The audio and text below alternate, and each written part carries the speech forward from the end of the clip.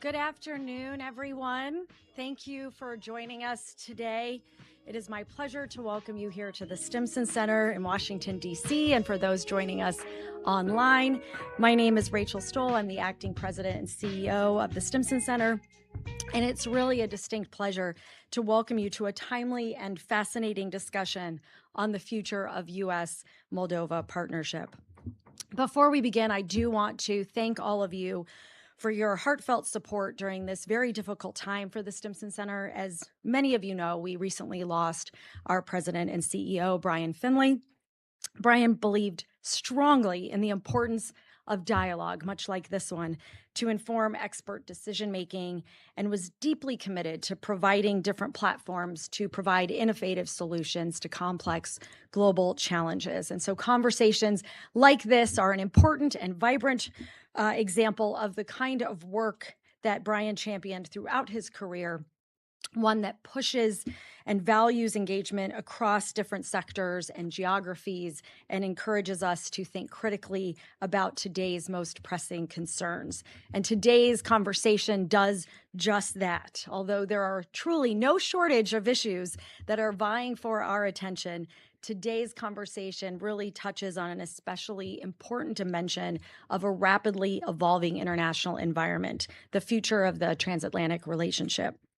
And we couldn't have picked a better day for this conversation, as today marks Moldova's Sovereignty Day. For those who are not familiar with this day of remembrance and civil reflection, on June 23rd, 1990, the Parliament of Moldova officially declared the Republic of Moldova as a sovereign, independent, and democratic state. And democratic resilience will, I'm sure, be a theme of our conversation today, as many of our European partners, including some of our longstanding allies, have struggled to chart new paths with engagement in Washington. Moldova, which is a country of just 3 million people on the edge of Europe's eastern frontier, has managed to thread the needle and forge stronger ties with the United States despite the geopolitical headwinds. While Moldova may not always command the headlines, its experience over the past several years offers an extraordinary example of how countries can navigate a rapidly changing global order with adaptability, resilience, and pragmatic policymaking. In many ways, I think Moldova represents a microcosm of many of the challenges facing the United States and its international partners, whether economic pressures, security threats across a spectrum of conflict, or the inherent difficulties of shepherding a fragile democracy in an increasingly challenging global political environment. The resilience of Moldova's transformative national project offers important lessons for all of us. Of course, Moldova cannot face these challenges alone, whether it's spillover from the war in neighboring Ukraine, persistent hybrid threats from Russia, efforts to secure EU accession, or expanding economic opportunities. International partnerships remain fundamental to Moldova's impressive but still delicate transformation. And that includes close cooperation with the United States. So fortunately, today we are honored to welcome His Excellency Vladislav Kulminski, Ambassador of the Republic of Moldova to the United States, to help us explore how Moldova has deepened its engagement with Washington and where there remains opportunities to enhance the partnership to meet shared challenges. Over the next hour, the ambassador will walk us through some of the latest developments related to Moldova's current outlook across various political, economic, and security domains, help us consider the role Moldova hopes to play in the context of the transatlantic partnership, and how Washington and Chisinau can work together to advance common interests. For those watching online, you can submit your questions during today's event to stimson.org/questions. And those of you in person, we will have a mic for you to ask questions as the event continues. Ambassador Kulminski has over 2 decades of experience in conflict resolution, foreign policy, strategic planning, and international development. He has served as Deputy Prime Minister for Reintegration, as Foreign Policy and Strategic Planning Advisor to the Prime Minister, as Secretary of State at the Ministry of Foreign Affairs of Moldova, and has worked with the UN, the World Bank, and many other international organizations on negotiation, mediation, and peace building across Eurasia. He was appointed ambassador to the United States in June 2025, has served as Moldova's ambassador here in Washington since September 2025, helping to shepherd the bilateral relationship through an especially volatile global period. I can think of few better that are better placed to help us think through some of the most pressing challenges facing Moldova and, by extension, Europe and the United States. Mr. Ambassador, welcome to the Stimson Center. I'm so pleased to hand over to you for some welcoming remarks and setting the stage for us on how profound a transformation Moldova has experienced over the past 5 years. Thank you.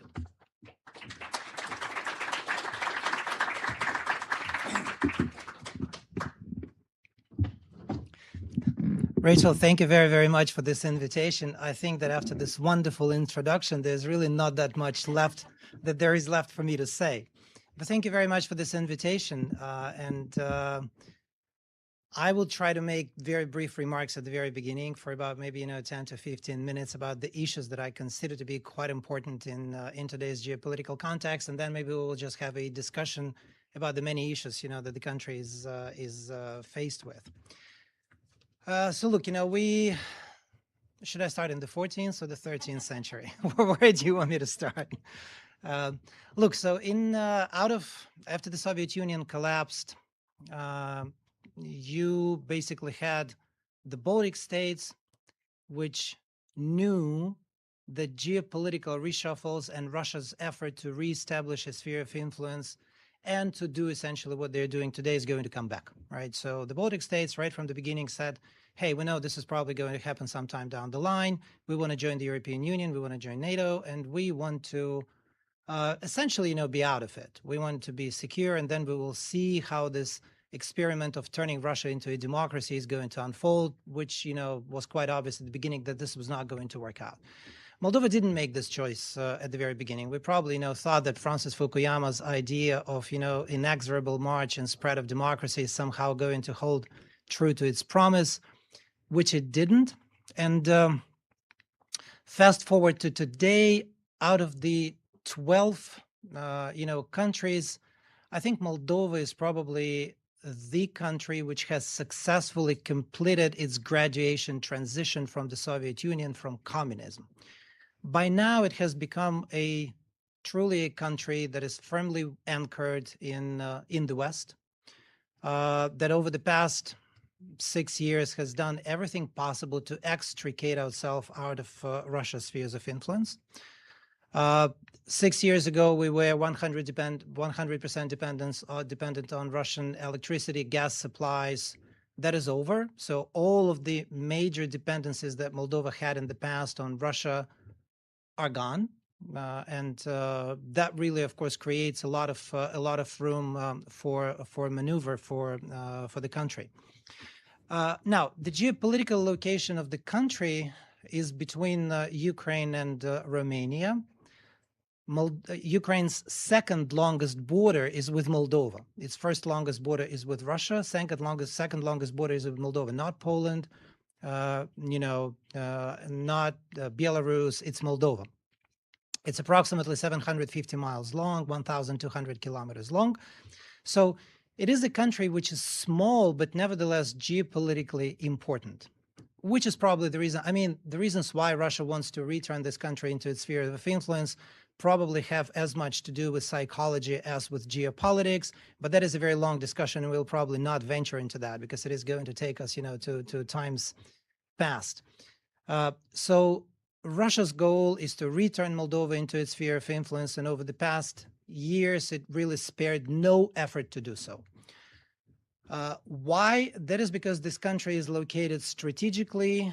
So if you want to create trouble for the region, if you want to mess up, with the European Union, with NATO, with Ukraine, Moldova would be an ideal linchpin for that, right? It is located right behind Ukraine's back. It borders the Odessa and Vinnytsia oblasts of Ukraine. So if you would want to create some kind of a foothold that would enable you to influence processes throughout the region, that would be the country that you would want to take over. So, Russia, of course, spared no efforts to take over the Republic of Moldova over the past years, tried to do that through elections, through subversion, buying political parties, investing a lot of money and resources into this, but it really didn't quite work out. And Moldova continues to be an example of a successful transition from a so-called post-Soviet country to a democracy that has rules of the game, including change of government through elections, including free speech, freedom of assembly, et cetera, et cetera. And this is a really, really important achievement. Now, question, of course, is the following, and I'm going to sort of, digress a little bit because this is really important. What is Russia going to do, right? So if you look at this entire situation from a strategic viewpoint, you would probably think, well, you know what, Moldova is really lost. We got no way of getting there, and this was the target of Russian aggression against Ukraine in 2022. They wanted to actually take two countries in one go, not only Ukraine, but also the Republic of Moldova. That was the idea. They were planning, to get all the way to the Transnistrian segment of the Moldovan-Ukrainian border and turn Moldova into a satellite country. That goal is not going to be achieved. It's just not achievable anymore. And the question is, of course, what is Russia going to do? Is it going to recognize this inevitable geopolitical fact, or is it going to double down? And if you look into Russian history, you will see really interesting patterns of what happened in the past. You can go back into the 16th century, sort of Ivan the Terrible, which started the so-called Livonian War and failed, and then times of internal reshuffle followed. You can look at the Crimean War, 1853, 1856, and see what happened after that. The war with Japan, the First World War, the collapse of the Soviet Union. The pattern is there, right? So Russia is trying to extend its reach and influence to include more and more territory into its sphere of influence. Then it overextends, and then it fails in its major geopolitical enterprises. And that's when people start asking questions at home. Why did we even do this? Did we really even need to be there? I think we're at that kind of stage right now. Aggression against Ukraine quite clearly has been, is, and will be regarded as one of the major failed enterprises in probably Russia's entire history. The consequences of that are going to reverberate for generations, if not for hundreds of years. Quite clearly, Russia has overextended itself. The key goal was to take over Mykolaiv, Odessa, cut off Ukraine from the sea. That is not going to be achieved. So that is essentially over. And that is a goal that, is just, it doesn't look feasible at this time. Correspondingly, Moldova is beyond Russia's reach today. And of course, rational government would just recognize that fact and try to sort of, cut the losses instead of doubling down. But that is probably exactly what Russia is not going to do. And there's essentially now two options. Is it going to escalate, or is it going to, accept the reality and wind down the war in Ukraine, and respectively just, leave these countries alone? I think, the answer to that question is a really, really serious issue. We don't know which way things are going to go, but judging from our own experience, it seems that, pressure and efforts to take over the pretty much entire country by installing a government loyal to Russia are still there. They're still there, and they're probably going to continue. Now, just a couple of other things that I wanted to mention here is that, relations with the United States for Moldova are critical because, if you look at the map, I wish we had it here. So if you look at the map, you will see that it is not in any country's interest to have Moldova within the Russian sphere of influence, because it then becomes a real threat to everybody. It becomes a threat to Ukraine. Critically, Romania, a country with which we share the language, the culture, would also see it as an imminent security threat if Moldova were to be taken over by pro-Russian forces. It would not be in the interest of the European Union. Critically, it would not be in the interest of the United States of America, because this would mean the spread of conflict to another country. It would mean the spread of conflict beyond Ukraine's borders, and that would essentially mean that, it becomes very difficult to control. You really don't know where that kind of conflagration in the region is going to end up. So it is really in everybody's interest to make sure that Moldova is stable, that it's peaceful, and that it contributes to, a solution of the war in Ukraine that, creates an environment for peace and stability in the region. And that is something that I think everybody understands. This is what people in the United States of America understand very well. And, our cooperation with the United States has been really, really profound and really, really great in terms of deterring Russia from spreading this war to other countries. And, if you sort of, again, look at the map and you think, where could they do that?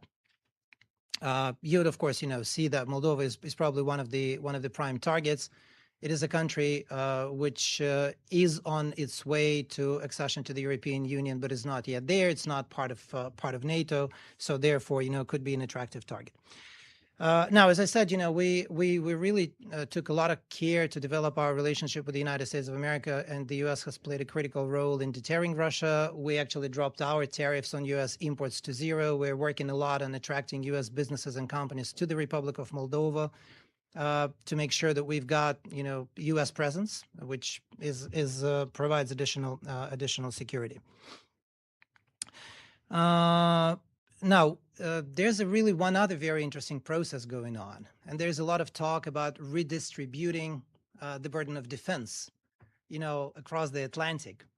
And I think Moldova is also a really interesting example of that, because the European states, European member states, more and more and increasingly, see Moldova as an issue that, where European Union, Europe is going to be playing a very important role, right? So there's a bit of a redistribution in terms of security and in terms of how things are going to play out. Moldova recently opened accession negotiations with the European Union, which is, huge, and it has to do with many things. First of all, it is an attractive development project, an attractive economic project, but probably above all, it's all about security, right? So security, a country that is a member state of the European Union, is far less likely to face Russian aggression and Russian attacks than a country that is, in no man's land, is just, in an in-between zone. So that is a really important process that is going on. The Ukraine war. So we're unlikely to have lasting peace. Likely, we're looking at a Korean war scenario, 1953, the 38th parallel, and there's probably going to be a demilitarized zone and a lot of other things, which already played themselves out in the past. And for the Republic of Moldova, that also has a lot of consequences, which I hope we will talk about. I deliberately didn't touch on Transnistria and the Transnistrian issue, but I would be happy to sort of to talk more about that as well as Gagauzia. So I think that I will just wrap up these brief remarks here. And yeah, we have here colleagues from Moldova, my very good friend and colleague Julian and Sanda, who sort of if anything, you guys are really welcome to jump in and to answer the questions that I will not be able to answer or would not want to answer. So you'd be very, very welcome to do that. So yeah, just a couple of takeaways. We don't know what it is that we're going to be looking at. Are we going to be looking at an escalation, Russia doubling down, or rather sort of, more of a peaceful process? But what is really important is that it's not in anybody's interest to, spread it to Moldova or to allow Moldova to become, a linchpin for the Russian Federation to create trouble for the region. Thank you, Rachel. That would be it.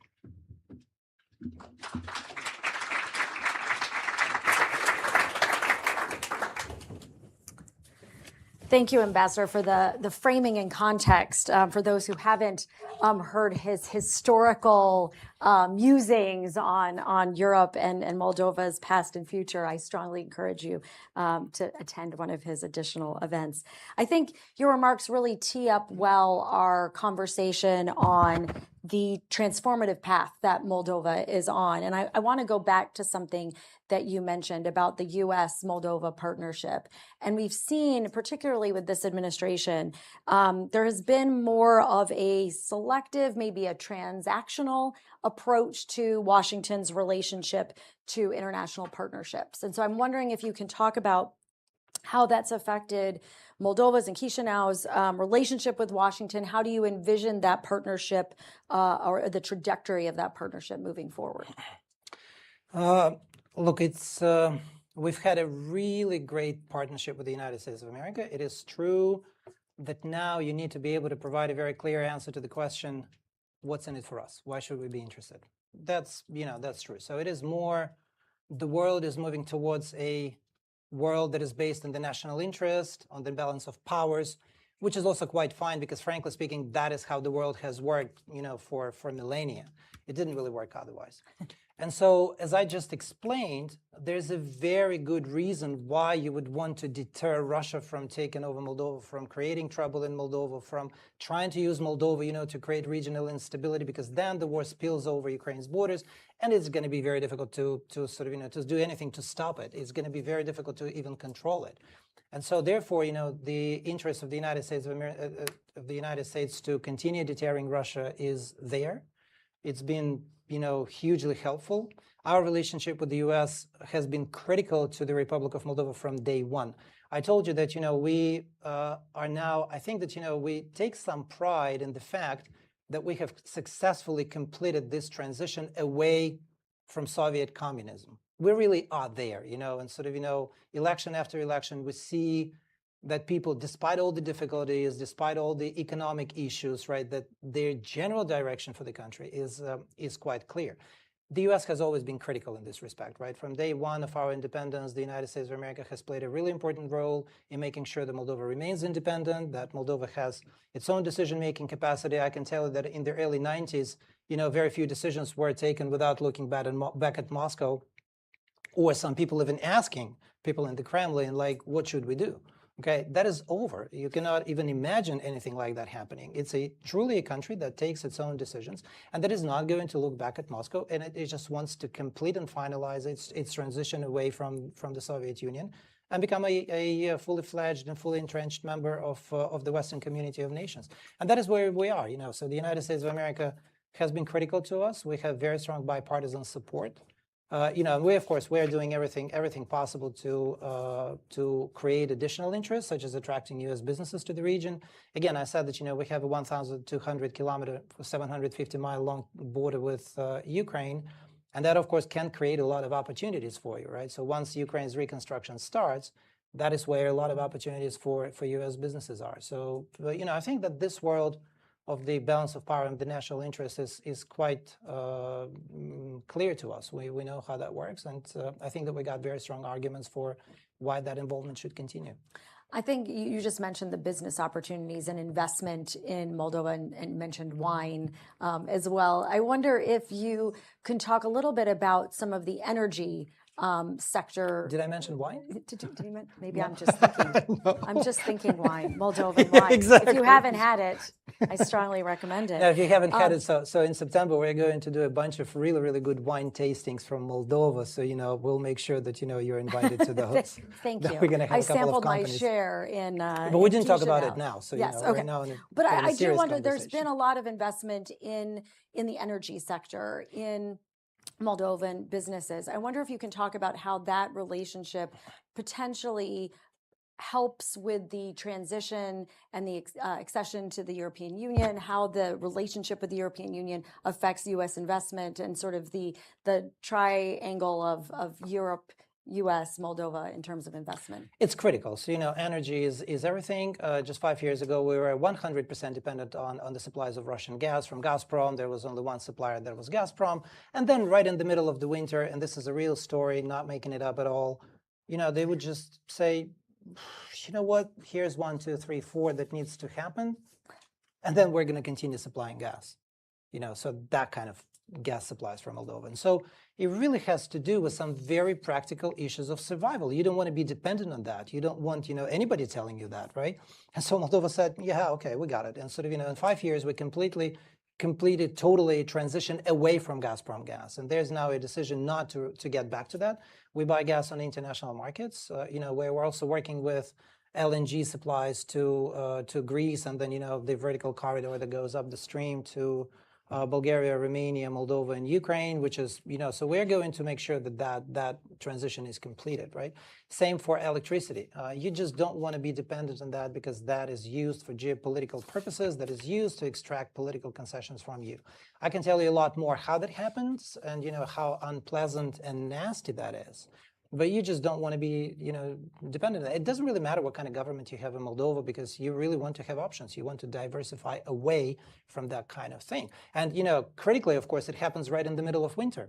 It doesn't happen, in the summer. They just literally switch it off in the middle of winter. But, so it's not only, right bank Moldova, but also the Transnistrian region, in order to influence right bank Moldova and to collapse and to sort of, to get Moldova to a huge hike in energy prices, they cut off gas supplies to Transnistria in the middle of the winter. They could even do that, right? So they couldn't care less whether who it is, compatriots or not. So, there are geopolitical purposes and they're going to be achieved and pursued with utmost cruelty without really any regard for whatever, people's sufferings. That I think is a category that is not known in that part of the world. I'm sure many of our audience is very well versed on sort of Transnistria and the challenges there. It also ties very much into EU accession and what happens with the issues in Transnistria. And so I'm wondering if you can speak a little bit about what Moldova's strategy is to address the Transnistria issue, particularly in the context of EU accession. Yeah, so I told you that EU accession is about three things, which is development, economic model, and survival, security. Those three things are important. I don't know which of them takes precedence. Transnistria. Look, for Transnistria, we need to understand one very important thing. That if you negotiate, so, over the past 5 years, we've done everything possible to push Russia away from the Republic of Moldova, right?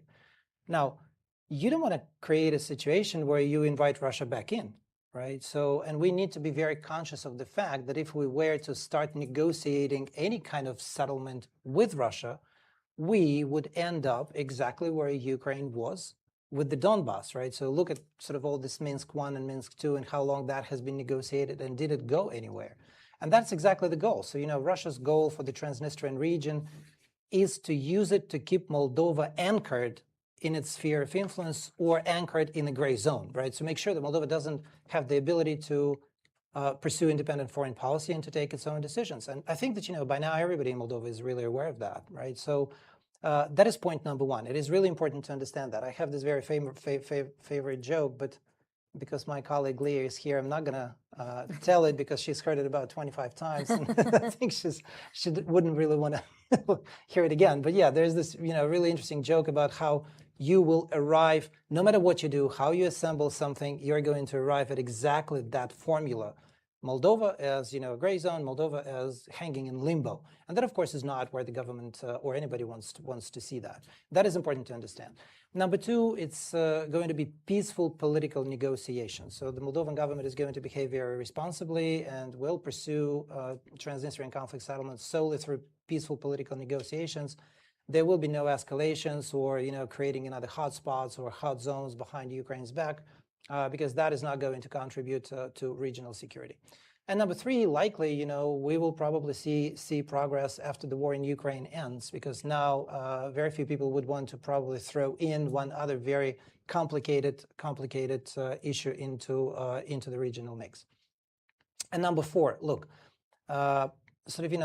if my theory is right that Russia is overextended, and if my theory is right that, I think that Ukraine has done something incredible and remarkable, and that, quite simply, Russia is not going to be able to go any further, right? And that means that, if the war stops, and by the way, one of the reasons why this war continues is because, Russian leadership understands full well the lessons of history, and they know that after failed geopolitical enterprises, massive in their scale and reach, there's always a period of internal, issues, right? Internal questions. Why did we even do this? What happened? So they don't want those questions to be asked. And that is also actually one of the very serious psychological reasons why that is not happening. But anyway, if the war stops, Russia is probably going to look inwards. They're going to try to figure out a lot of issues, and that, of course, creates a window of opportunity. That creates about a period of, look at for example, 1953. After 1953, you had several issues. The Korean War ended. Military bases were withdrawn from China. The Soviet Union stopped trying to kill Tito, and they did. And in 1955, Austria became a reintegrated state, United States, where the occupying powers withdrew, right? So a lot of stuff happened until 1962 and the Cuban Missile Crisis.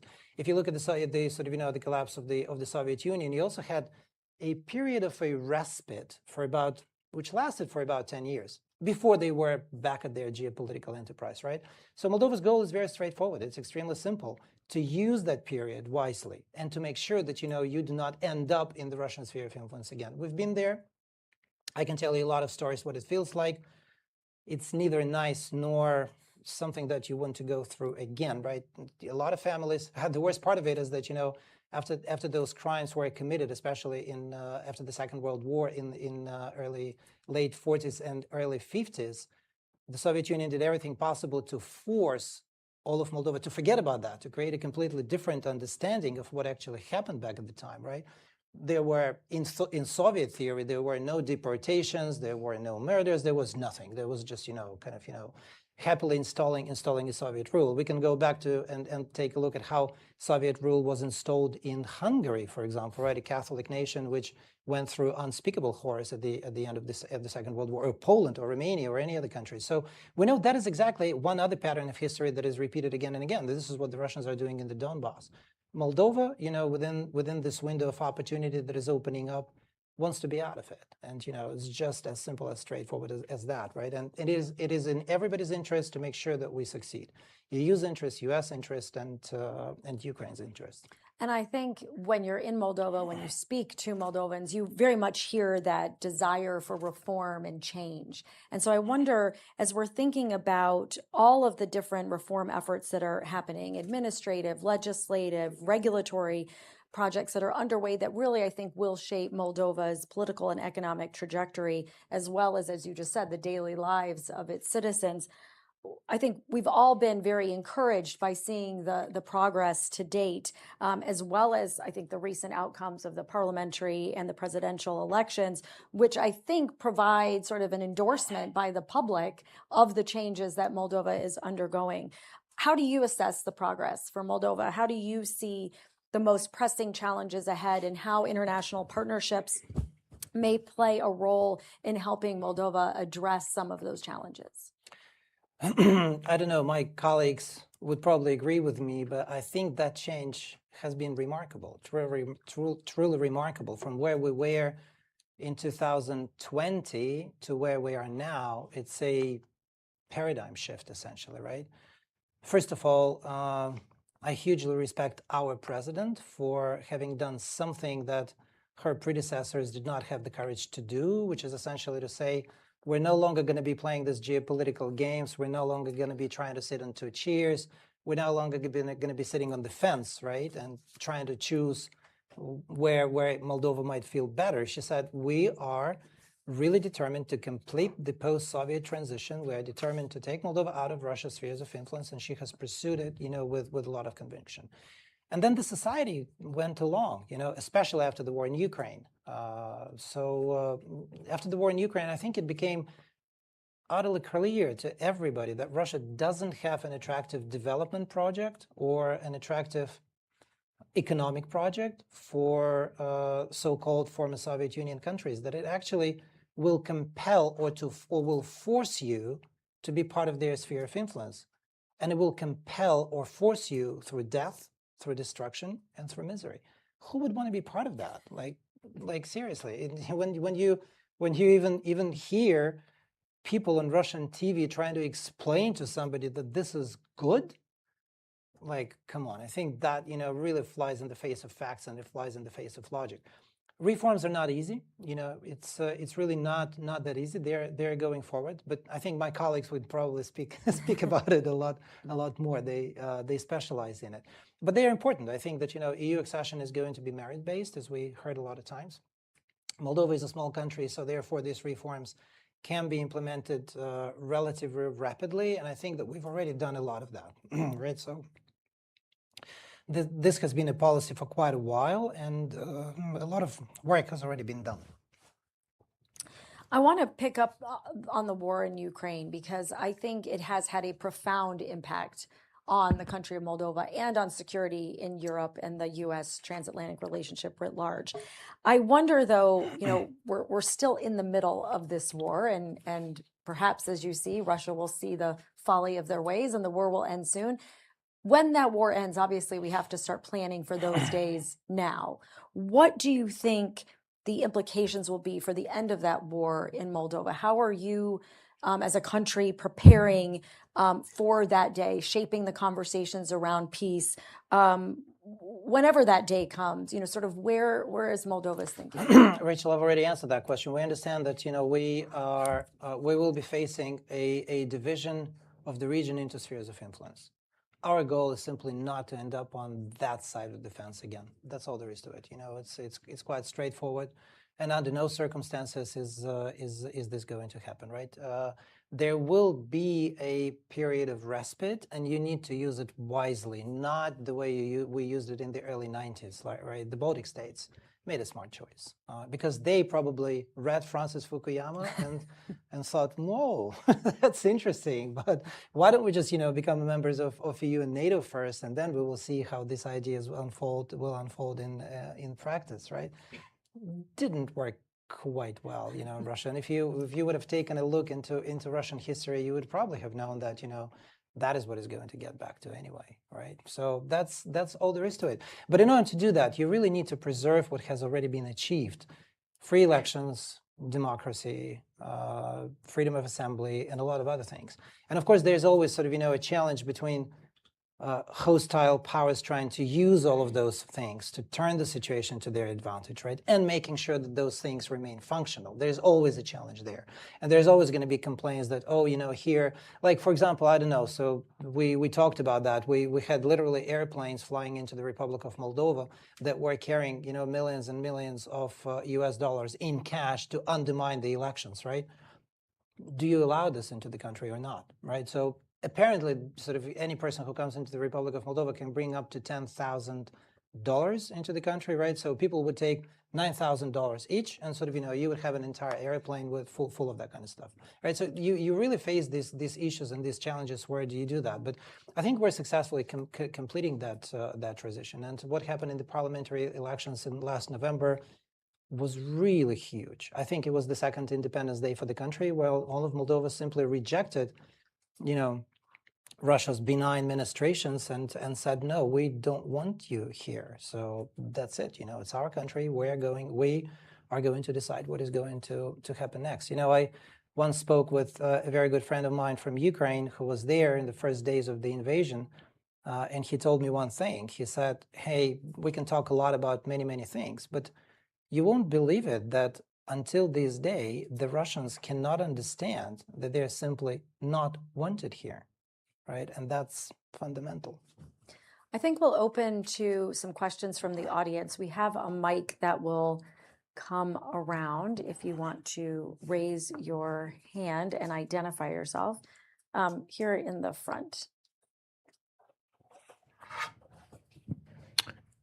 Михайло from Ukrainian Congress Committee of America. Mr. Ambassador, thank you so much. Дуже дякую вам. Thank you so much for your time.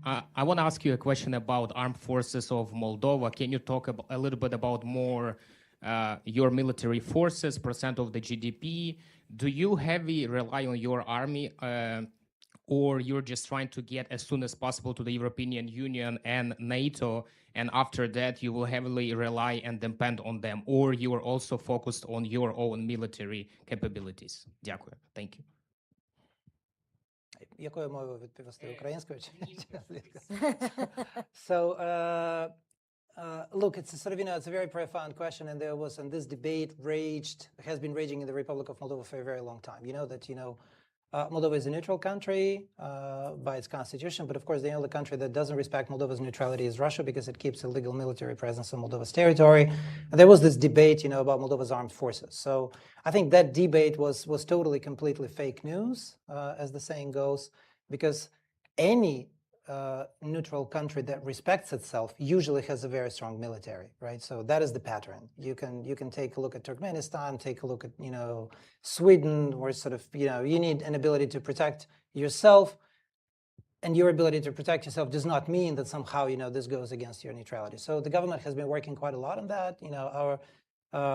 Our I don't know, can I say this, Mr. General, this sort of, the percentage of GDP and things? Yeah. Okay.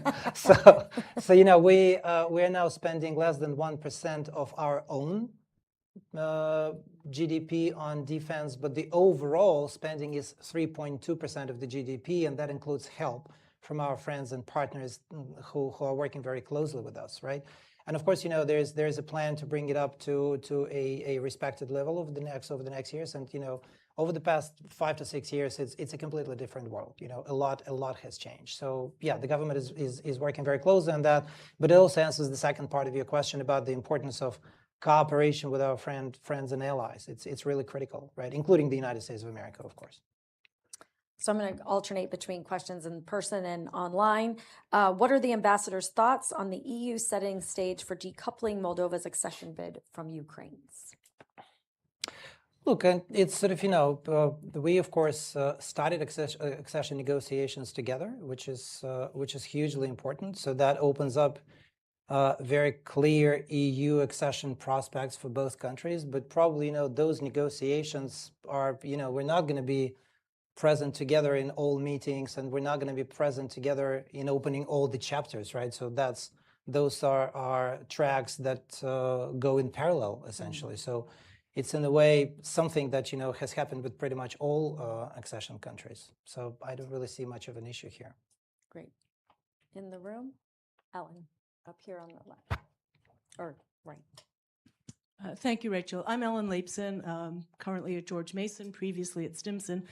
Thank you, Ambassador. Really learned a lot, but I have a few more questions. Could you talk about the demographics and migration issues for your country?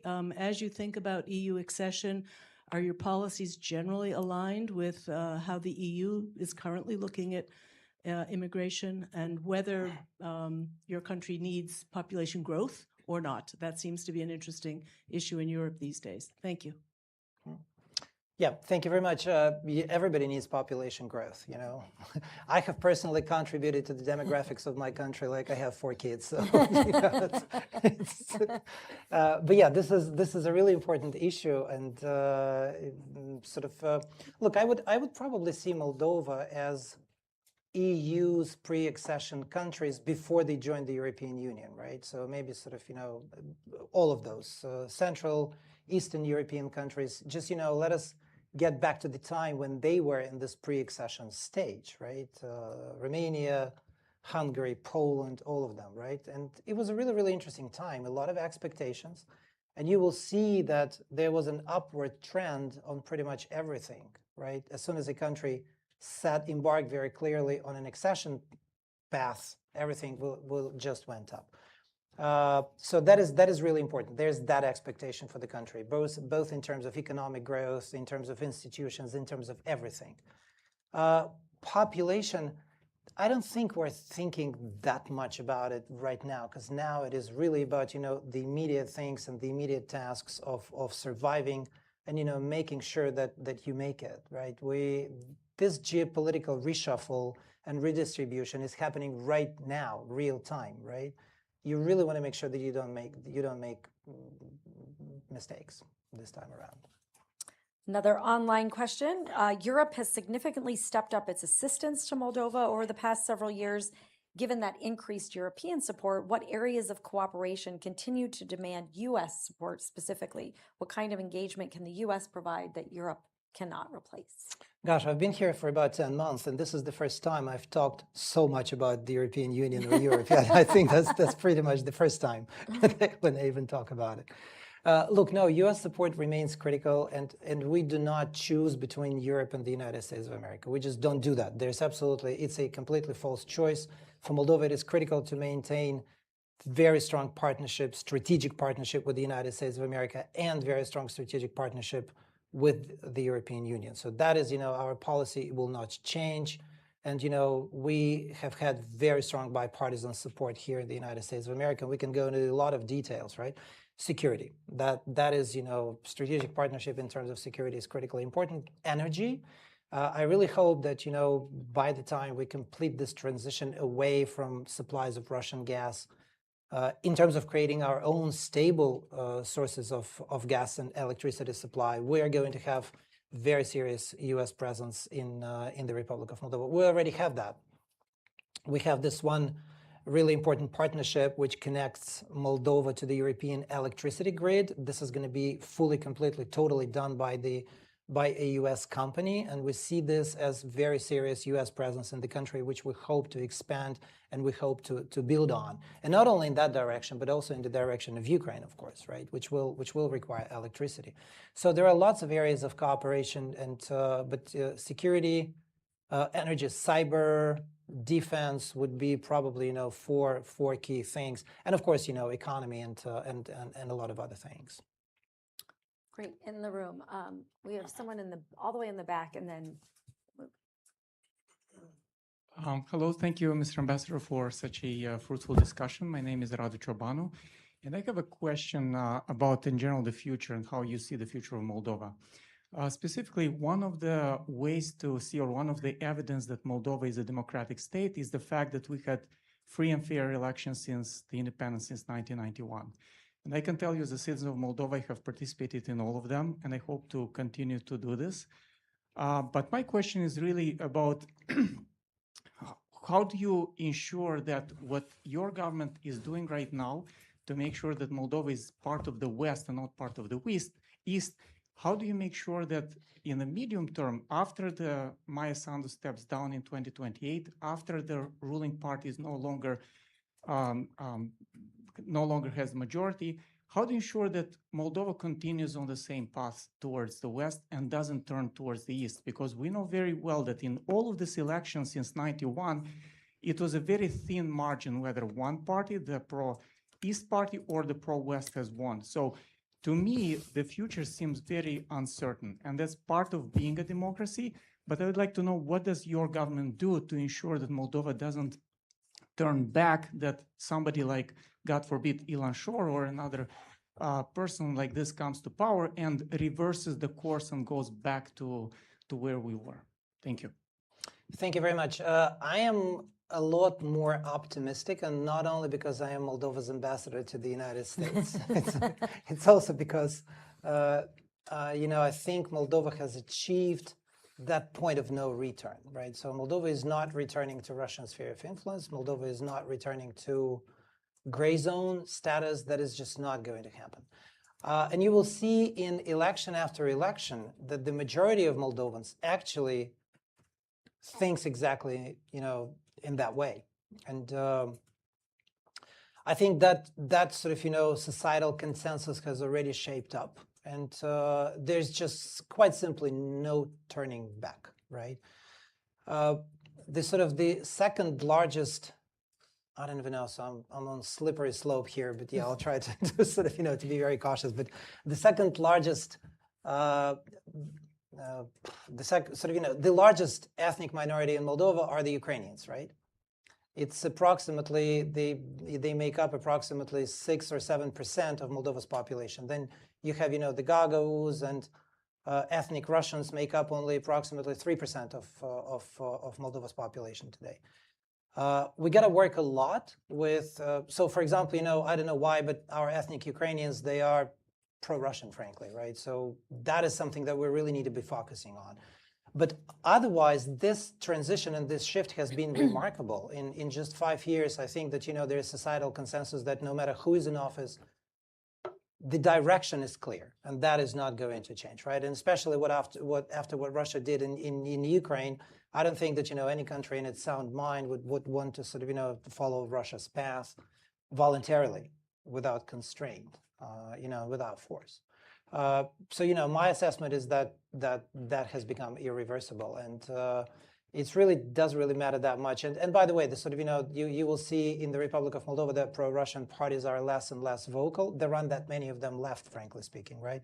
Everybody talks, even the opposition parties, the large majority of the opposition parties talks about, the European Union being firmly anchored in the West. There's one party, which is the Socialist Party, which I think has 20-something% of the vote. They advocate closer relations with the Russian Federation, but that's 20% of the vote. And even they sort of, do this half-heartedly, you would say, right? So we've talked about military concerns, security concerns, defense security concerns, defense and economic and energy concerns. What is the most underestimated challenge that is facing Moldova's long-term stability? The most underestimated challenge. I don't think we have anything that, can take us by surprise anymore. I think that, that there has been quite a lot of planning that went into, all of those challenges. But I don't know if I'm allowed to say this. We really hope Europe and the European Union are going to stay the course, especially EU countries. That I think is really is really important. But I don't think we have much influence over that, because we've had fantastic bilateral, multilateral relations with Germany, France, Italy, pretty much all countries. There's been consensus. Hungary, right? So there's been pretty much consensus on Moldova. We really want that to continue, and of course, if it doesn't, that would be a huge and very serious challenge to Moldova. We had a question on this side. If you can put your hand back up so we can get you the microphone.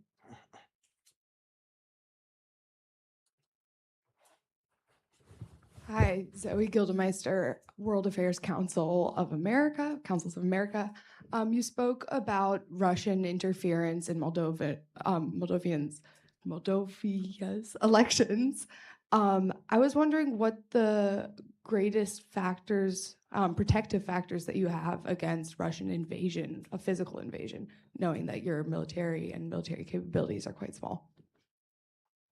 Well, number one is Ukraine. So, the fact that Russia at the beginning of the war against Ukraine and a fully fledged invasion in 2022, they wanted to, create a land bridge to the Transnistrian region of Moldova. And they didn't. And it's thanks to Ukraine's unimaginable sacrifice and everything that Ukraine did that the Russians failed. So they stopped Russia, essentially. And that, of course, is hugely important to this day. And critically, it's Odessa region, Vinnytsia region, Mykolaiv. Those are really the critical areas for the Republic of Moldova. That is number one. And number two. So, militarily, it is difficult for them to get there. Impossible. Other than aerial and I don't know, drones and stuff and all the rest of it, right? But second, of course, is completing the transition away from Russian sphere of influence and into the Western fold as fast as possible. That would be the best and probably the utmost guarantee of Moldova's survival and security. We had another question here up front. Gosh, this was a sad question. Hello, thank you. Thank you, Mr. Ambassador. My name is Joel Thomas with Spin Global. I've had the honor and privilege of working with Moldova under the umbrella of U.S. security cooperation since 2022. So there's recently, just this year, a couple of times working on matters related to resilience and continuity. You spoke about that a little bit earlier. I'm curious, many nations invest heavily in response capacities, but very little in readiness formation. One observation I have is Moldova has incredible aspirations, but there's also limitations in terms of workforce, the level of ambition, coupled with sort of the saturation points that are there. It's impossible to do everything well, right? What are your thoughts around where Moldova needs to invest in terms of leadership and culture to sort of have investment in readiness formation and not being as reactive, but being more proactive? Mm-hmm. I think at this stage, what is really important is to avoid critical mistakes. So I think it is more about not doing something rather than doing something. All right, that is important. But look, overall, I think that the government is essentially doing a lot of things right. So, look, in terms of institutions, I talked to a lot of people here especially, and everybody was hugely concerned before the election. So, some people, very well-informed people, were thinking, oh, gosh, so we are now going to face a situation where Russia is going to take over Moldova. So that creates a huge security headache right behind Ukraine's back, right? And the fact that our institutions resisted, the fact that they lived up to the task, which was hugely difficult. And believe me, they used all the possible ways and means, and cryptocurrency and opening bank accounts and smuggling cash, and even sort of pretty much calling 25 times per day that there's there's a bomb at the airport and schools or critical government locations in order to overwhelm the capacity of the law enforcement to respond to that kind of stuff. The fact that institutions lived up to it, I think this was a huge achievement, right? It's quite a bit of a different set of institutions that we have now compared to what we had even 3 or 4 years ago. It progressed really, really fast. And I think that, in terms of security, ensuring integrity of a lot of processes that you've mentioned, we got a lot to share, right? And so I understand that even sort of in the latest elections in Armenia, you probably faced challenges that were even more serious, right? But Moldova had a lot to share on the kind of tactics and the kind of challenges that were used against the country. So I think that, other than direct military threat, just military action, I think we're doing fine. Yes, here in the front. And I think, why don't we take both of these here in the front and then we'll go to the back. We'll take two at one time. Hi, Mr. Ambassador. Thank you for your talk. My name is Ngọc Le. I am an undergraduate student at the University of California.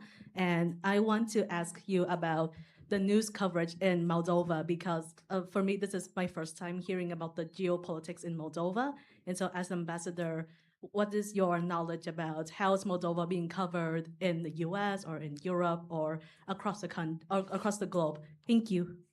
Maybe while you're walking back, we can answer that one, and we'll then take the one in the back. It's a really, really great question. It's work in progress as always. So no, here in the U.S. it has been very positive over the past year, right? We've managed to communicate and to tell the story. And look, sort of, if you look at essentially where we are in terms of our values, you will see that it's really not that much different, right? So I told you about the late 40s and early 50s and the unspeakable horrors that my country went through, and the deportations and everything else. And actually what really helped the country and the people to hold together were 3 things, which was, family, religion, community, right? So those things are something that immediately is very well understood here in the United States of America, right? So it's really not much of a gap, right? In terms of what really matters ultimately, what is important. So that coverage has been quite good, no question about that. And of course, in European countries, coverage was like, I don't know, ecstatic to some extent that the Russians wanted to take over the country, but they failed. The Moldovans resisted. The Moldovans made it, right? Which really was an achievement, quite a serious achievement. And then we have time for one more here in the back. Yulian, you don't have any questions? Hello, my name is Sutton, and I'm an undergraduate student from the University of Florida. And I had a question on Moldova's partnership, or if there is partnership with Estonia. I know that Estonia has a significant Russian minority close to the border with Russia, and I wondered what Moldova's partnership with Estonia looks like currently, or what it looks like, or what Moldova hopes for it to look like as they move closer into EU accession, particularly in regards to their cybersecurity and ability to kind of deflect that cyber warfare that Russian operatives use to swing Russian minority groups closer to pro-Russia, and how Moldova and Estonia kind of share information on that. Thank you. Yeah, it's quite close. As you can imagine, cooperation with the Baltic countries and the Baltic states is very close, and they've been very supportive of us. They've been very supportive of our efforts, and they've really helped very big time, Estonia included, right? In terms of cybersecurity, in terms of capabilities, in terms of law enforcement, no question about that.